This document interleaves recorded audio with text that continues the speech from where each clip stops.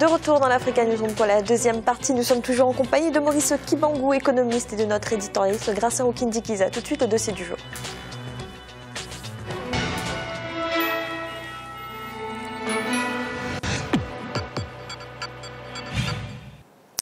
Le Parlement de la Communauté économique et monétaire de l'Afrique centrale a été créé en 2010. L'institution est chargée du contrôle démocratique des organes participant au processus décisionnel de la CEMAC. Elle a également comme mission le suivi des activités menées par la commission de la CEMAC et le vote de son budget. Un reportage de Serge Kofi, Polecarpo Edoumassa et Asuncion Chamaïene. C'est l'une des institutions de la CEMAC, la communauté des États d'Afrique centrale. Mise en place le 15 avril 2010, le Parlement de la CEMAC compte 30 parlementaires, 5 par État membre. L'institution représente les peuples des États membres de la CEMAC. 5 ans après sa création, comment peut-on évaluer son action? Quelles sont ses attributions et quel rôle joue-t-elle dans le processus d'approfondissement de l'intégration? Le rôle du Parlement de la CEMAC a été défini par une convention signée par les 6 chefs d'État de la communauté en juin 2008. C'est en avril 2010 que le Parlement a été mis en place à Malabo en Guinée équatoriale. Il est chargé du contrôle démocratique des institutions et des autres organes participant au processus décisionnel de la CEMAC. C'est à lui que revient également le suivi des activités menées par la commission de la CEMAC. Le Parlement organise dans l'année 2 sessions ordinaires.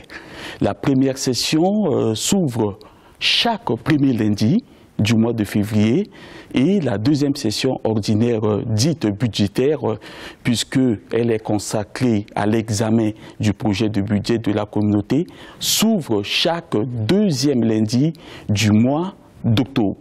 Les députés peuvent se réunir également en session extraordinaire, soit à la convocation du président de l'institution, soit à la convocation du président du comité ministériel ou encore du conseil des ministres, soit à la demande des 2/3 des députés. Les compétences de l'institution sont principalement consultatives et couvrent plusieurs champs. Le Parlement de la CEMAC a des compétences législatives car il participe à l'adoption des actes additionnels aux côtés du conseil des ministres. Le pouvoir d'initiative concernant les propositions d'actes reste réservé à la commission dans la procédure législative ordinaire. Les parlementaires se réunissent 2 fois par an en session ordinaire. Une première, dite session de loi, se tient de février à mars. La seconde, appelée session des finances et du budget, examine le budget de la communauté et se tient d'octobre à novembre. Nous représentons les citoyens de la communauté. Donc notre travail aussi, c'est de faire la promotion de la communauté, de l'intégration sous-régionale. Et souvent, on est saisi par des questions de politique communautaire. Par exemple, la politique agricole commune, etc. Nous recevons toutes les institutions de la CEMAC qui passent devant la commission et nous les interrogeons sur leur budget. Le Parlement dispose également des moyens de contrôle. Il contrôle l'action de la Commission et il peut aussi poser des questions écrites ou orales au Conseil de la Commission, recevoir des pétitions émanant des citoyens de la communauté. Le Parlement peut aussi constituer des commissions temporaires d'enquête. Nous allons vers la construction définitive de notre Parlement. Nous sommes à la croisée des chemins et effectivement, nous y arrivons, c'est l'objectif à atteindre. Pour le moment, nous sommes justement en chemin et nous sommes en train de construire les bases pour un bon fonctionnement de notre Parlement. Nous avons quand même, puisque nous participons à la décision, nous participons au contrôle démocratique, donc au budget qui, comme vous le savez, permet le fonctionnement de l'ensemble de nos institutions, on peut dire que nous prenons une part prépondérante au fonctionnement de notre communauté. Doté d'un budget annuel de 4 milliards de francs CFA, le Parlement de la CEMAC est chargé du contrôle démocratique des institutions et des autres organes participant au processus décisionnel de la CEMAC, car il a offert à la Commission la possibilité d'examiner les rapports annuels que le secrétaire exécutif soumet. Pour certains observateurs, le Parlement a besoin de plus de prérogatives pour faire face aux défis de plus en plus grands de la communauté. Le Parlement ici ne peut qu'accompagner l'exécutif. Il revient à l'exécutif au niveau de la CEMAC, comme il revient aux États de la CEMAC de multiplier les initiatives qui contribuent à renforcer le dispositif sécuritaire à l'intérieur de la communauté et à l'intérieur de chaque État. Les compétences législatives, budgétaires et de contrôle du Parlement de la CEMAC en font aujourd'hui un outil fondamental de l'intégration sous-régionale d'Afrique centrale. Il reste tout de même que 5 ans après son installation, il reste face à plusieurs défis tels que la mise en place du passeport communautaire, la libre circulation des personnes et des biens dans l'espace sous-régional. Maurice Kibangou, le Parlement de la CEMAC est né avec pour objectif de favoriser l'intégration économique sous-régionale. Quand on voit le niveau d'intégration de la CEMAC, on a l'impression que son action était limitée finalement. Oui, je crois qu'il y a beaucoup de choses à faire au sein du Parlement, qui n'est qu'une entité au sein de la CEMAC. La grande chose qu'il va falloir vraiment faire le plus rapidement possible, c'est d'avoir un problème de situation, de passer de cette situation de coopération à la situation d'union, qui crée des, comment dirais-je, des solidarités entre les États. Parce que jusqu'alors... C'est-à-dire, pour être clair sur cette notion de coopération. Oui, ça veut dire que pour le moment, en fait, on sent qu'il n'y a pas une communauté de destin. Hein, comme disaient donc, Robert Schuman et Jean Monnet, quand ils ont créé la CE, ils ont dit qu'il fallait une marche laborieuse vers une communauté de destin. Donc, à la fin, tout le parcours, il y a des acquis irréversibles. Au fur et à mesure que vous évoluez, il y a des acquis irréversibles. Or, ce n'est pas le cas à l'heure actuelle. En fait, aujourd'hui, au niveau de la CEMAC, de façon globale, ça fonctionne comme une organisation intergouvernementale qui se distingue par les égoïsmes et surtout par la mainmise des États sur les institutions. Donc, du coup, ça sape même l'intégration. Le souci d'intégration, qui est d'abord, d'ailleurs, pour rigoler un peu, on dit que la CEMAC, c'est l'anti-modèle de l'intégration de la CEMAC. Alors, qu'est-ce qui se passe? Je vais vous donner un exemple rapidement, parce que nous, les économistes, on peut toujours raisonner en termes d'exemple. Vous ne pouvez pas comprendre qu'un produit qui part du port de Douala jusqu'à N'Djamena au Tchad coûte plus cher en termes de transport, 6 fois plus cher qu'un produit qui part du même port de Douala vers la Chine à Shanghai. 6 fois plus cher. Et en termes de temps, il faut 60 jours de Douala jusqu'à N'Djamena, alors qu'il faut 1 mois simplement entre Douala et Shanghai en Chine. Donc je dis, il y a un problème. Je ne veux pas aller jusqu'à dire que c'est une coquille vide, hein, mais en tout cas, il faut des efforts. Donc là-dedans, il y a un problème d'égoïsme des chefs d'État ou de certains gouvernements, parce que le Parlement, effectivement, comme on l'a dit, ils sont les citoyens qui sont nommés par les différents parlements, par les différentes assemblées de chaque État. Donc 5 par État, donc ça fait 5 fois 6, on en a 30. Donc pour qu'ils aient des marges de manœuvre, pour qu'ils aient les libertés d'action, il faut qu'on leur accorde.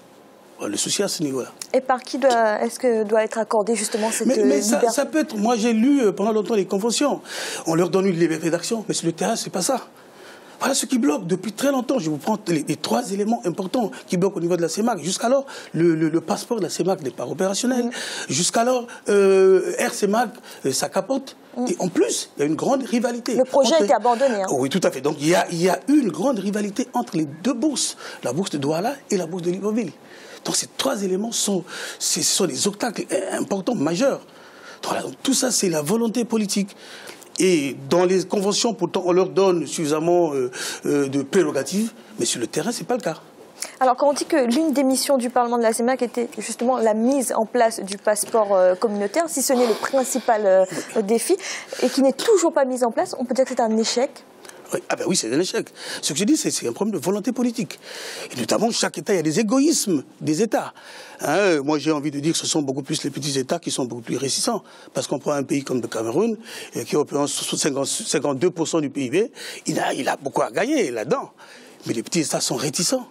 Donc je parle des petits États, la Guinée équatoriale, le Gabon, peut-être le Congo-Brazzaville, parce qu'ils se disent peut-être que nous, on va beaucoup perdre, peut-être qu'on sera envahi. Enfin, ce sont ces petites contingentes-là qui font que les choses sont bloquées.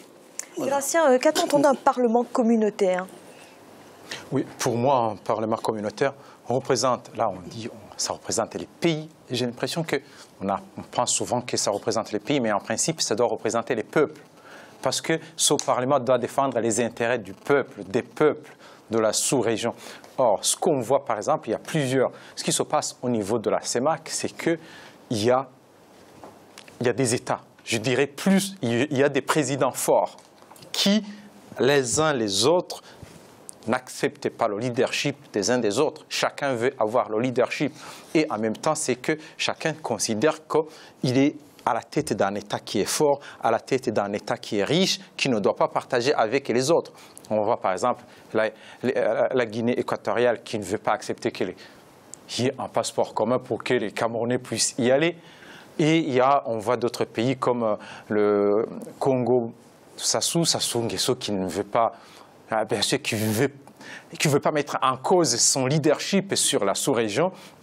Il y a aussi le Gabon aussi qui réclame sa place. Donc on peut, dans la constitution d'une communauté, même s'il y a un parlement, soit le parlement arrive à avoir de la force et s'impose en tant que vraiment le Parlement, l'Assemblée des peuples, les peuples qui s'imposent aux dirigeants, qui imposent la vue, une façon de voir aux dirigeants, donc qui imposent la façon en disant non, on accepte, il faut que les populations, les peuples circulent entre les pays, il faut abandonner vos égoïsmes, sinon on laisse la place à ces leaders, ces présidents, qui ne se reconnaissent pas. Alors que dans d'autres pays, par exemple, si on prend l'exemple de l'East Africa Community, il y a des présidents qui ont une certaine force. On voit le président Ougandais Museveni, le président Kikwete de la Tanzanie, ou le président Kagame du Rwanda. Mais ils arrivent au moins à se dire on partage tout en commun, on met en commun, et en même temps, on essaie de se mettre au même pied d'égalité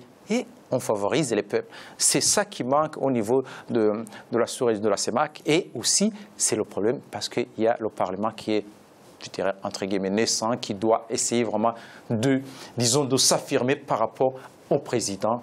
Et donc, pour montrer réellement, voilà, nous représentons les peuples et vous représentez vos États. Notre éditorialiste Jean-Marie Bitomo nous a rejoint. Bienvenue Jean-Marie. Bonsoir Fanny. Jean-Marie, d'après vous, comment expliquer que le Parlement de la CEMAC n'a toujours pas réussi à accomplir ses principales missions?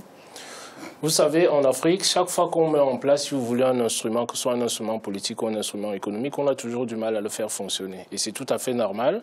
Je dirais normal dans notre tradition africaine, dans la mesure où le Parlement, si vous voulez, de la CEMAC a été, comment dirais-je, mis en place en 2008. 2008, vous me direz, bon, ça fait 7 ans.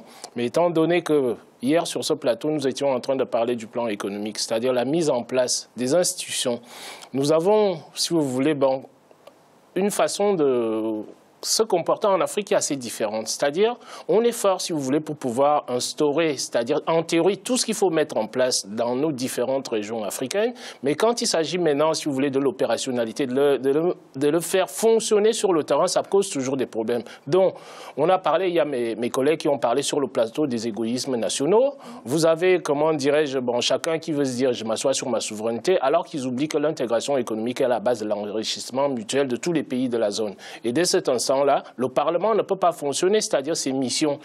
On parle souvent de volonté politique sur ce plateau. La volonté politique est essentielle. On a beau mettre, si vous voulez, en place tous les instruments nécessaires pour faire fonctionner une union douanière comme celle-là, une union douanière et monétaire, pour la faire fonctionner. Dès l'instant que vous n'avez pas de volonté politique derrière, ça ne peut pas avancer. Et ça fait en sorte que la CEMAC se retrouve aujourd'hui être pratiquement, de mon point de vue, la zone, si vous voulez, la plus en retard sur toutes les différentes zones économiques qu'on connaît au sein de l'Afrique. Et à partir de là, il faudrait que les dirigeants réfléchissent quand même, comment dirais-je, à long terme et non à court terme. Parce que chacun voit, si vous voulez, les intérêts immédiats qu'il a dans le court terme, mais on oublie souvent le long terme. Et c'est ça qui pénalise la plupart, si vous voulez, des institutions qui sont mises en place en Afrique. Ça coince toujours, si vous voulez, bon, à ce niveau-là, dans la mesure où vous n'avez pas de volonté politique. Chacun reste dans son coin et se dit que bon, je suis bien comme je suis.